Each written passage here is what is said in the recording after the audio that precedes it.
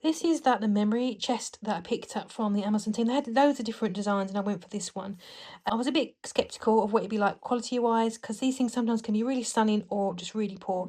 But I'm really been pleasantly surprised. Like for size reference, because sometimes you can't really imagine it, even if you look at it, it's obviously that big, if that helps anyone.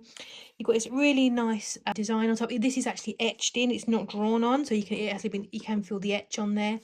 It's got a really nice little latch here, which is nice and springy. And then you've got your inside there, and you've got the nice hinges that feel like decent quality. And it's not rough. I thought it was going to be really rough and splintery, but no, not any roughness at all. It's really nice, and it just feels surprisingly well made. You can certainly paint it, I guess, if you wanted to, but I don't plan to. I think it's lovely as it is.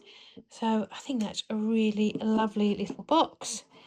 Nice wood, well made, no splinters. I think it's going to last a very long time. It's going to be a really nice memory keepsake. So yeah, I like it.